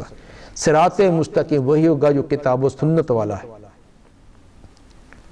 اگرچہ وہ آپ کو پیش کرنے والا انتہائی سادہ سا آدمی ہے، پاؤں میں جوتا نہیں، سر پہ کپڑا نہیں، رہنے کے لیے مکان نہیں، لیکن وہ صراط مستقیم کتاب و سنت کی دعوت دیتا وہ حق ہے۔ لیکن اس کے برعکس بڑے جبے کبے والا، بڑی دستار والا، بڑی کرو فر والا اور بڑی جمعیت و جماعت والا کتاب و سنت نہیں ہے، وہ آپ کو دعوت دیتا وہ صراط مستقیم نہیں ہو سکتا۔ ساری دنیا اس کا ساتھ دے لیکن وہ کتاب و سنت والا اس کا منہج اور طریقہ نہیں ہے، وہ صراط مستقیم نہیں ہوگا۔ اہدنا الصراط المستقیم، ہمیں صراط مستقیم دکھلا، صراط الذین، راستہ ان لوگوں کا، انعمت علیہم، یا اللہ جن پر تو نے انعام کیا۔ انعام یافتہ کون لوگ ہیں؟ 4 قسم کے انعام یافتہ سورہ نساء کی آیت نمبر 69 کے اندر اللہ نے بیان فرمائی ہے، من یطع اللہ والرسول فاولئک مع الذین انعم اللہ علیہم من النبیین والصدیقین والشہداء والصالحین، کہ جو اللہ کی اطاعت کرے، اس کے رسول کی اطاعت کرے، یہ ہیں لوگ جن پر اللہ نے انعام کیا ہے، اور وہ نبی ہیں، صدیقین ہیں، شہداء اور صالحین ہیں۔ تو یہ ہیں بہترین تمہارے ساتھی اور رفیق۔ انعمت علیہم، جن پر تو نے انعام کیا، غیر المغضوب علیہم ولا الضالین، نہ وہ مغضوب علیہم ہوئے اور نہ وہ گمراہ ہوئے۔ عام طور پر ہمارے ہاں ترجمہ ایسے کر دیا جاتا ہے کہ راستہ ان لوگوں کا جن پر تو نے انعام کیا، نہ ان کا جن پر تیرا غضب ہوا اور نہ گمراہوں کا۔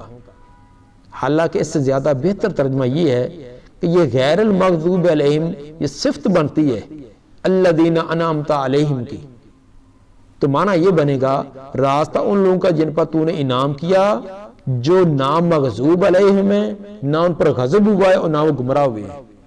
جن پر تیرا انعام ہوا ہے اور ان پر تیرا غضب بھی نہیں ہوا اور گمراہ بھی نہیں ہوئے، ان کا راستہ۔ اس لیے زیادہ بہتر ترجمہ کہ غیر المغضوب کے اس کی صفت بنائیں یا بدل بنائیں، دونوں اعتبار سے معنی یہ بنے گا۔ اگرچہ اکثر ہمارے مترجمین ترجمہ وہ اس انداز میں کیا کہ راستہ ان لوگوں کا جن پر انعام ہوا، نہ ان لوگوں کا، یہ الگ بنا دیا، نہ ان لوگوں کا جن پر تیرا غضب ہوا اور نہ گمراہوں کا۔ مغضوب علیہم کون ہیں اور الضالین کون ہیں؟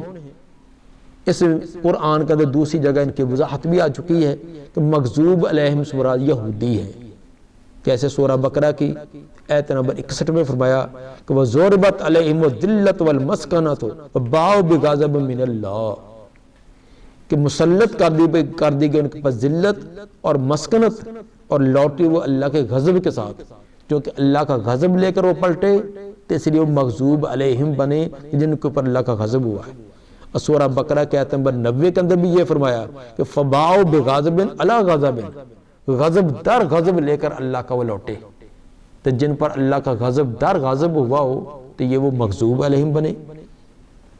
اور الضالین سے مراد یہ بھی قرآن کے نص سے ثابت ہے کہ اس سے مراد نصارہ ہیں، جس طرح کہ سورہ مائدہ کی آیت نمبر 77 کے اندر یہ بیان کیا کہ وَلَا تَتَّبِعُوا أَهْوَاءَ قَوْمٍ قَدْ ضَلُّوا مِن قَبْلُ وَأَضَلُّوا كَثِيرًا وَضَلُّوا عَنْ سَوَاءِ السَّبِيلِ، نہ تم پیروی کرو اس قوم کی خواہشات کی جو گمراہ ہو چکے آپ سے پہلے، اور انہوں نے بہت زیادہ لوگوں کو گمراہ کیا، وَضَلُّوا عَنْ سَوَاءِ السَّبِيلِ، اور سیدھا راستے سے وہ بھٹک گئے۔ یہ اشارہ نصارہ کی طرف تھا، یہ عیسائیوں کی طرف۔ اور مزید اس کی وضاحت نبی صلی اللہ علیہ وسلم کے ایک فرمان جامع ترمذی تفسیر القرآن حدیث نمبر 2954 کے اندر، جس کو البانی رحمہ اللہ نے صحیح قرار دیا ہے، اس کے اندر بھی آگئی۔ آپ نے فرمایا کہ الیہود مغضوب علیہم والنصارى ضلال، کہ یہودی یہ مغضوب علیہم ہیں جن پر اللہ کا غضب ہوا، اور نصارہ جو یہ سیدھا راستہ سے ہٹ گئے، گمراہ ہو گئے۔ کیا اب مغضوب علیہم اور الضالین سے مراد صرف یہودی اور عیسائی مراد لیے جائیں، جبکہ قرآن نے لفظ تو عام استعمال کیے ہیں؟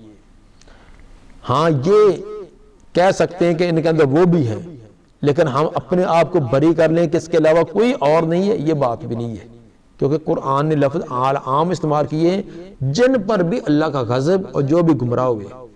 مطلب یہ ہوا کہ جو بھی ان صفات والے ہوں گے، ان یہود و نصارہ کے صفات والے، جو آپ نے تفسیر فرمائی ہے کہ الیہود مغضوب علیہم والنصارى ضلال، اس کا مطلب جو بھی ان کی عادتیں اپنائیں گے تو وہ اس اللہ کے غضب سے یا سیدھا راستہ سے بھٹکنے سے بچ نہ سکیں گے۔ مثلا یہودیوں کے اعمال کیا تھے جن کی وجہ سے ان پر غضب ہوا؟ ان کے اعمال میں سے، یہودیوں کی عادات میں سے تھا تحریف کرنا، اللہ کے احکام کو تبدیل کر دینا، کتمان چھپانا، صحیح حق مسئلے ہیں، صحیح باتیں ان کو چھپا لینا اور غلط الٹے سیدھے گاڑ کر لوگوں کو بتلا دینا. اس طرح اللہ تعالیٰ کی حدود ان کو معطل کر دینا. جس طرح کہ رجم کی آیت کی جگہ انہوں نے کوئی اور اپنی طرف سے حد بنا رکھی تھی. اسی طرح اللہ پر جھوٹ باندھنا، مسئلے خود گاڑ لینا اور کہنا کہ یہ اللہ نے ہمیں حکم دیا ہے. یہ بھی یہودیوں کا طریقہ کار تھا. اس طرح جان بوجھ کر حق کو قبول نہ کرنا، پتہ ہے کہ حق بات یہ ہے، سچ یہ ہے، پھر بھی انکار کر دینا. یہ ان کی عادات تھی. ان کی ان بری عادتوں کی وجہ سے وہ مغضوب علیہم بنے. اور یہی عادتیں اپنے آپ کو مسلمان کہلوانے والا کہے، نام اس کا مسلمانوں والا ہے، پیدا وہ مسلمانوں کے گھر میں ہوا ہے، لیکن عادتیں وہ تمام کی تمام قرآن میں حدیث میں تحریف کرے. اس کی معنوی تحریف، قرآن کو حدیث کو چھپا لینا صرف اپنے دنیاوی مفاد کے لیے، اللہ کی حدود کو معطل کر دینا اور کہنا کہ یہ حدود اس جو ترقی یافتہ دور کے اندر جاری نہیں ہو سکتی، یا یہ وحشی لوگوں کی سزائیں تھی، اس دور کے اندر یہ ان کا استعمال کرنا یا یہ نافذ کرنا یہ درست نہیں. اس طرح اللہ پر جھوٹ باندھنا، خود اپنی طرف سے مسئلے گاڑ کر باتیں بنا کر یہ لگا دینا اللہ کا حکم ہے، اللہ نے فرمایا، یہ بھی قرآن میں آتا ہے، یہ بھی حدیث میں آتا ہے، اپنی طرف سے بنا کر. اور اسی طرح حق ثابت ہو جائے یہ قرآن کی بات ہے، یہ صحیح بخاری کی روایت ہے، یہ صحیح مسلم کی روایت ہے، بالکل واضح ہو جائے، پھر اس کے باوجود اپنے ذاتی مفاد کے لیے، اپنے کنبے برادری کے لیے، اپنی مذہب کی آڑ میں اس کا انکار کر دینا. تو اس لیے ہمارا اکثر عادت یہ ہے کہ ہم ایسی چیزوں کو دوسروں پر تھوپ کر اپنے آپ کو بری کر لیتے ہیں. تو اگر ان پر ان جرائم کے وجہ سے یہ اللہ کی طرف سے یہ پھٹکار آئی ہے، یہ سزا آئی ہے، تو اگر ہم وہی اعمال کرتے جائیں اور اپنے آپ کو بری قرار دے دیں تو یہ درست نہیں ہے. اس طرح نصارہ جو ہے وہ گمراہ کیوں ہوئے تھے؟ ان کی گمراہی کا اسباب کیا تھے؟ مثلا ان کے ایک تھا دین کے اندر غلو، دین کے اندر اپنی طرف سے اضافے بہت حد تک.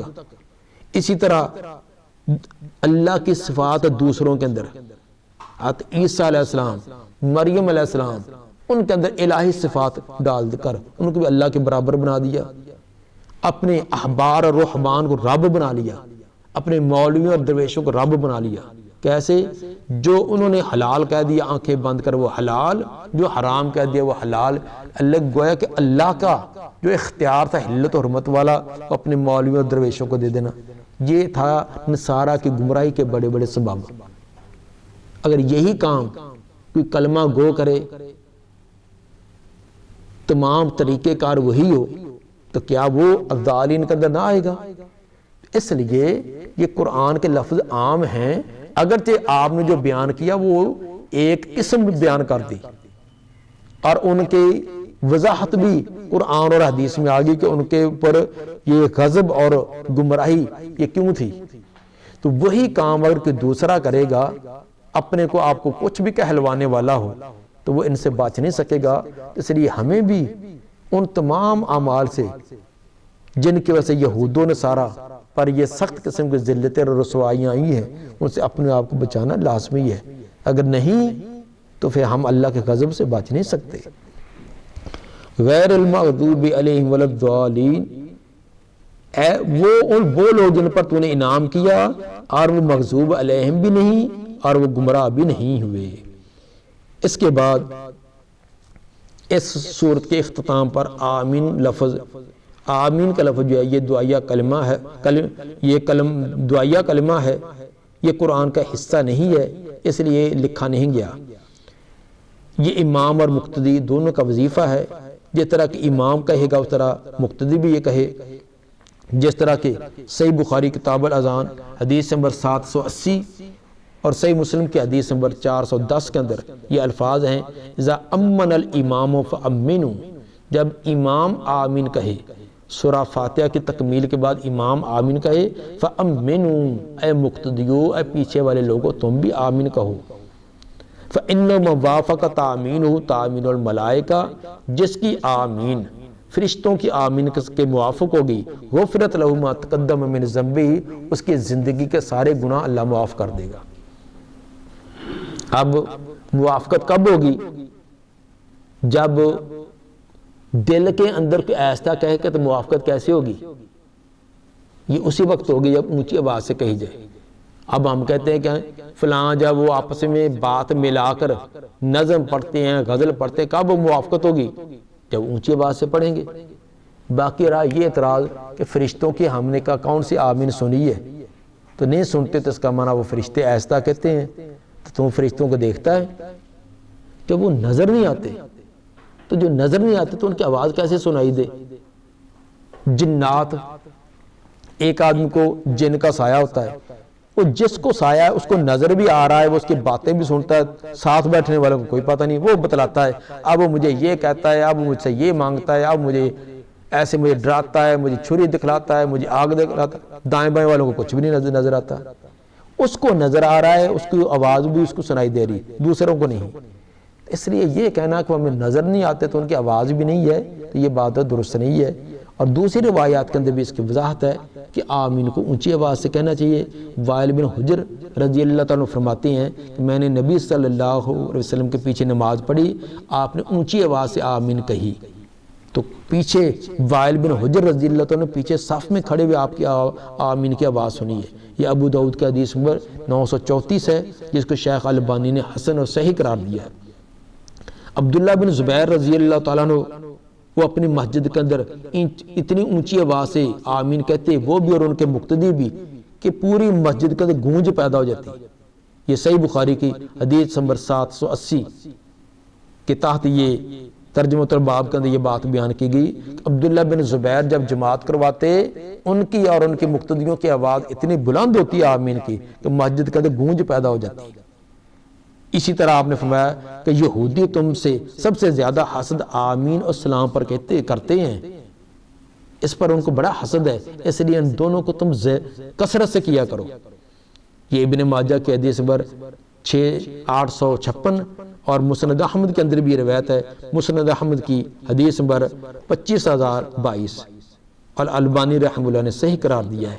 اس لیے یہ آمین امام اور مقتدی دونوں کا وظیفہ ہے۔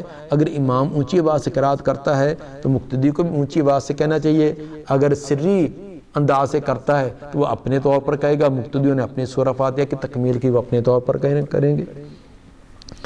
باقی رہا کہ سورہ فاتحہ یہ بھی ایک اختلافی مسئلہ ہے کہ نماز کے اندر یہ صرف امام پڑھے گا یا مقتدی بھی، تو بہت ساری روایات سے یہ بات بالکل واضح ہے کہ یہ امام اور مقتدی یہ دونوں کا وظیفہ ہے، دونوں ہی ادا کریں گے۔